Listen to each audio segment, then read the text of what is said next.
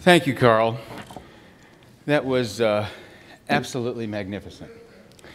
The one combination that you didn't talk about, though, that maybe we should think about from a harm reduction standpoint is Truvada, Viagra, and crystal meth. Now, that would be... That's a good one. I think we could probably maybe put that in a marketing strategy with Smirnoff. I think you think so? With Smirnoff, yes. You know, a lot of the discussion today has been rather difficult. And I'm assuming many of the people in this room are of a liberal bent. And it's not often that we of a liberal bent talk about being proud of America. And I think this is a case where we can be really proud of America. The investment of the American tax dollar in doing those studies, each of which cost a minimum of $50 million, is truly phenomenal. And it really has changed the world. And so I think we can be proud of what our science has produced. And I thank Carl and all the civil servants who have made that possible. This is really phenomenal. It's really amazing.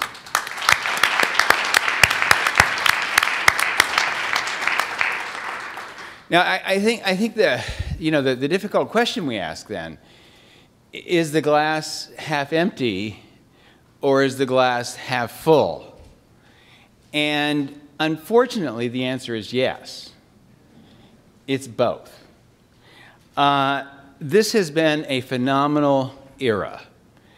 Thanks to Mary Jane, who had the insight to start this R13 series, this series of conferences 5 years ago, in which we've systematically done conferences on pre-exposure prophylaxis and preparing for that, and male circumcision and preparing for that, and treatment as prevention, preparing for that. And here we are now at the end of this series, and the science is truly phenomenal. It really has paid off. And what we have, for the first time this year, is a series of tools that really can result in high-impact prevention. And that's really nice. Now, I've got a BlackBerry. And, you know, like every BlackBerry addict, I've been reading my BlackBerry throughout the morning, but I've always been paying attention. It's like when I drive and text. I'm always paying attention to the road. And one of the messages I got today was, how is Sammy doing? You may wonder who Sammy is. Sammy is my 19-year-old dog.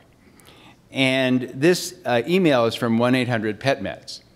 And, of course, she's on a variety of medications for her arthritis and her COPD. And she has COPD. She grew up in Mendocino. I think she smoked too much pot as a youth. So they want to know how she is. Am I happy with the results of the drugs? But Sammy is a dog who lives in Bel Air on the west side of LA and has a really good life. And she knows that, and she appreciates it.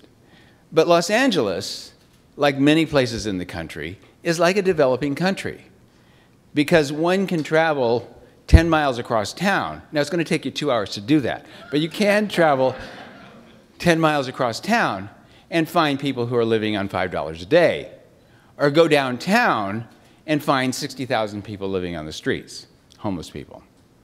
And so this is what we're grappling with. We've got this high-impact prevention, and the case has been clearly made today that substance use and mental health issues really do make a difference and really matter. So a couple of other emails I got today. It's been an interesting day. Let me find this one.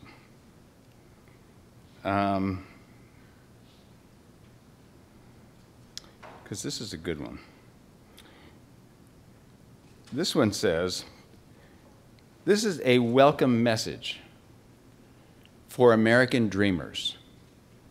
Now, we're probably all American dreamers, except when you go on to read the message. A new time of optimism begins in 2011. The glorious 40 takes off. This will lead dreamers to a new world of 2050, a world of utopia and cornucopia.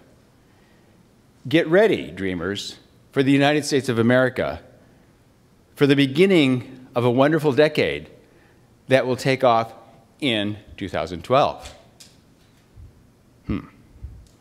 What is going to take off in 2012? Well, there's another election. And that has us all worried.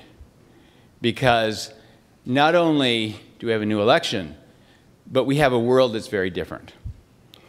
In talking to Steph Bertozzi of the Gates Foundation, he said that the Rome IAS meeting was like Vancouver in 1996 in one respect, in that it was a celebration that our science had really paid off.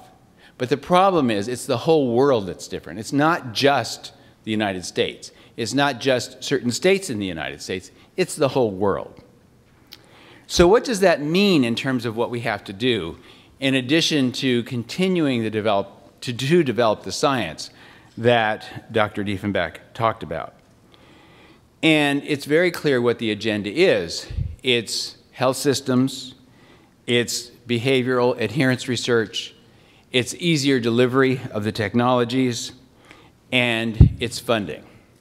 And how do we pay for the necessary services? Some of us in this room do research. And I think it's important to continue doing that research and to do research on those issues that matter. Some will say, well, you know, policy doesn't depend on research. I'd rather have the policy argument with research than without research. Research doesn't always win the day, but it's a better argument when you've got some data. Other factors play in, but research is important. Well then, what about the other part of it? What about the other side of it? The non-research part of the policy that we have to make. And there are those of you in this room who provide services and who do advocacy. And I think it will be really important for us to maintain the glass half full approach and to proceed with optimism. And to that end, I suggest that we do two things. Well, actually, I'm suggesting we do three things. One, of course, is to do the research. The second of which is to tell the stories.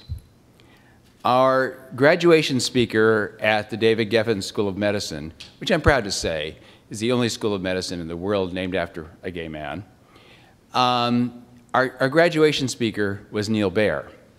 Neil is a pediatrician. He was the principal writer on ER during the Clooney years, moved over to become the executive producer of Law & Order SVU, and as he told us a couple of times in his graduation speech, he's got a new show starting in the fall.